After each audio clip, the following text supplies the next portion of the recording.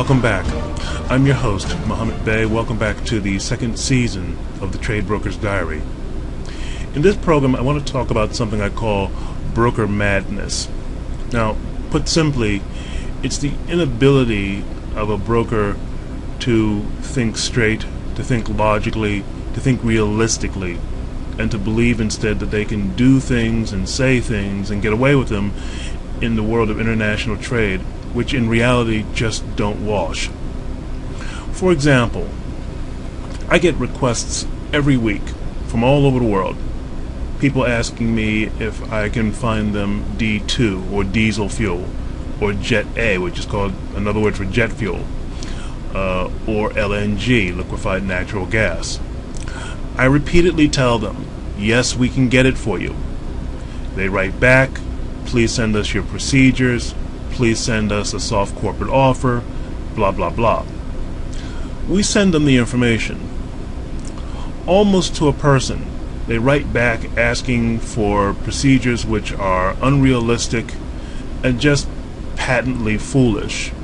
They want procedures which allow information which no seller would give up. They want procedures which don't make any sense related to getting information about the seller, which is inconsistent with the way you do business in international trade or just about any other medium. One thing that I see a lot is the inability of inexperienced brokers to say no. Not no to me or to the seller, but to their would-be buyer or to their upline. Often, most brokers are part of a long chain, often 2 or 3 or 5 or more people long. They don't know how to stand their ground, and they don't know how to be reasonable and be forceful also, and say, well, this is how the procedures really work, and you have to work with them. Instead, they waffle, they are limp about dealing with these issues. They don't know how to tell their upline that this is the procedure and you have to stick with it.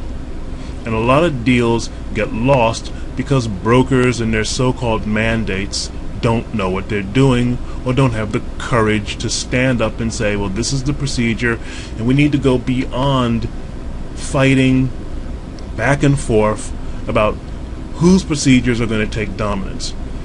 A lot of people let their real character show through in international trade because they're more interested in playing king of the hill and strongest person in the room than really doing a deal.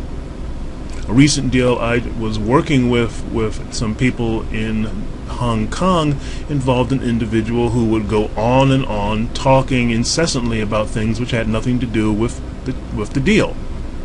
They wanted to turn issues around and flip the script and talk as if they were more knowledgeable than I was about matters which I knew rather intimately. The result was they wasted a lot of my time and a lot of theirs. And at the end of the day, they will get nothing, they got nothing, and they're not going to get anything. So when you get into this business, you really have to look yourself in the mirror and ask yourself, what kind of person am I? Am I the kind of person who has the stamina and the endurance and the nerve to put up with all the problems that are inherent in international trade? Do I even know why I'm getting into the business? Ask yourself, what are you doing in this business? If you're not sure, if you can't answer the question when you look yourself in the mirror, then you shouldn't be in this business.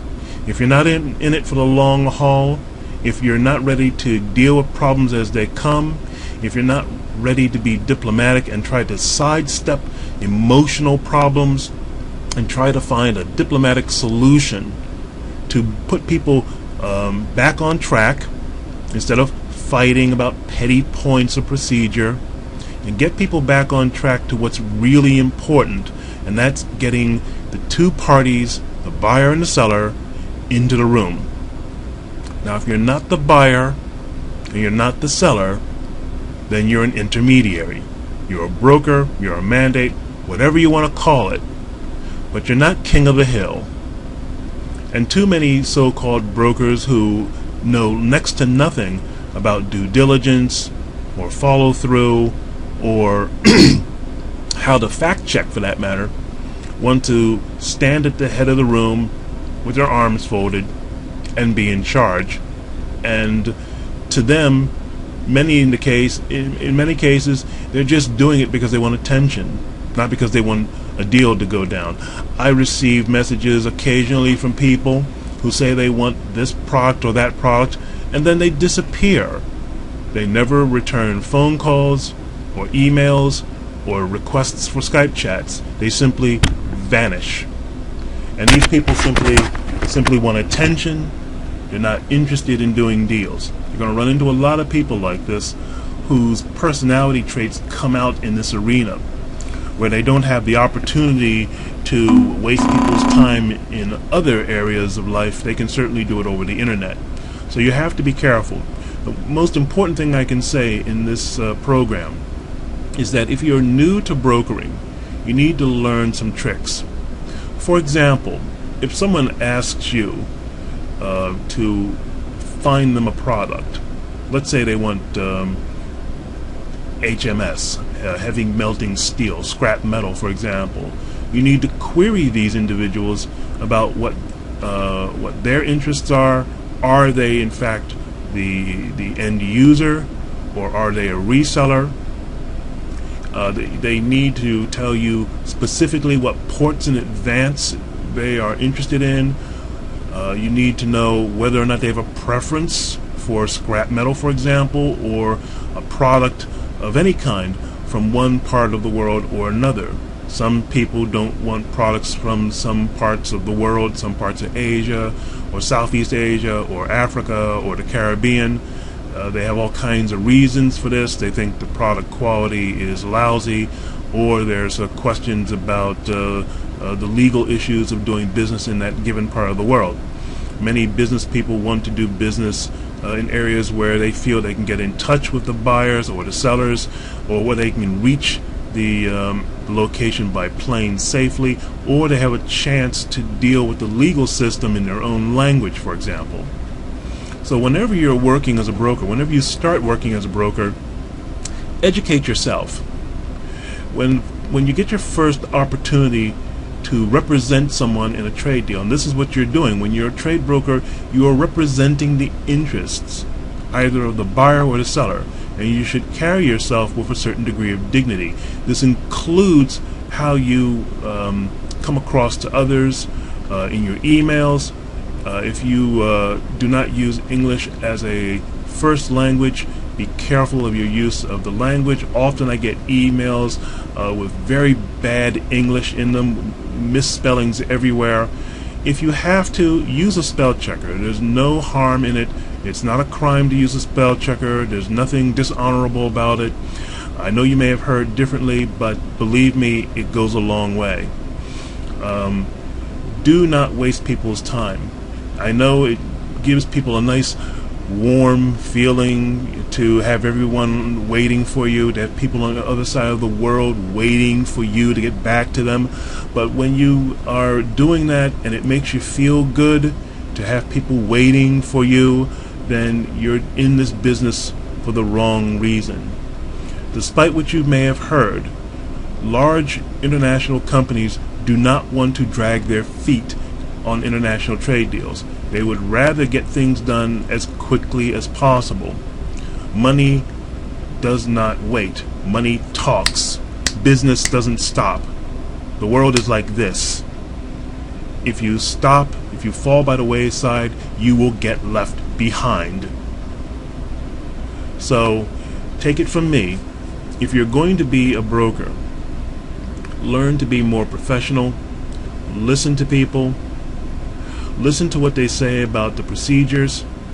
If the procedures are one thing, don't tell your client that they are another thing because you're afraid he's going to slam the phone in your ear or not talk with you. And cultivate a strong relationship with your client.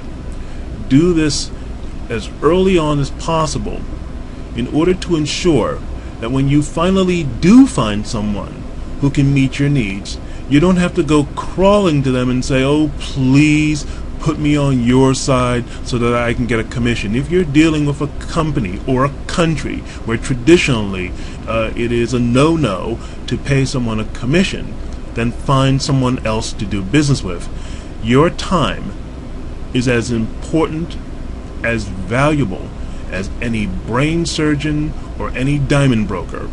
Just because you're starting out in the slums of some third or second or first world country, for example, doesn't mean that what you do is any less important.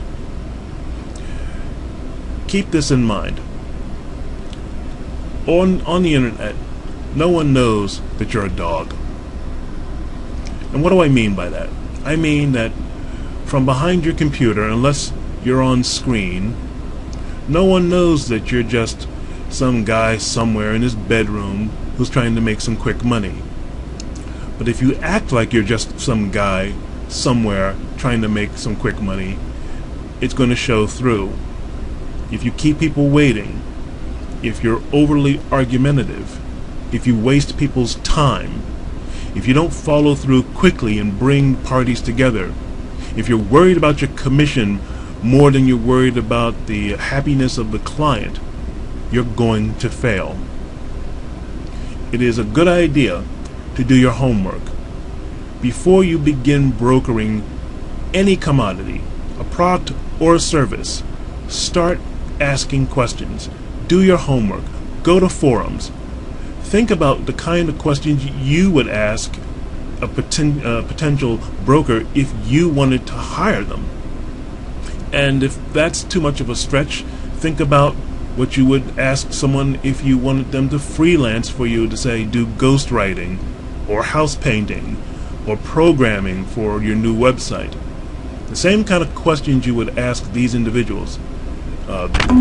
Questions about price, questions about procedure, how much time will it take, all these sort of things. You can then adjust your questions to the situation that you're going to be dealing in. And this is the important thing. Don't be afraid to ask. The person on the other end of the line, on the other end of the Skype chat or the email, is just as human as you are. They put their pants on or their dress on one leg at a time. Don't be afraid of these people because they speak loudly or have a deep voice or something of this nature. They are just as eager to see success as you are. And they often don't have the time or the expertise to do it all themselves.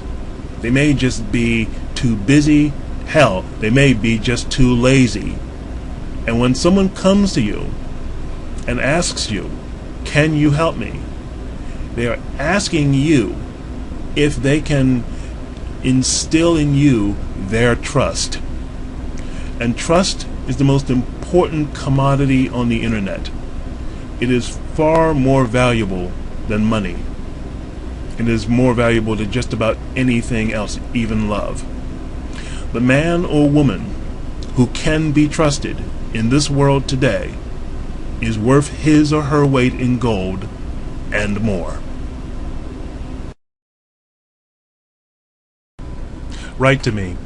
As usual, I always look forward to answering your comments and your questions. And as usual, for you YouTube users, always please comment, rate, and subscribe to our videos. I'm your host, Mohammed Bey. Thank you for watching this video. Thank you for visiting our website. Take care. This program is sponsored by Bay's List. At bayslist.com International Classifieds, your ad can be featured as an international classified ad on over 300 cities worldwide.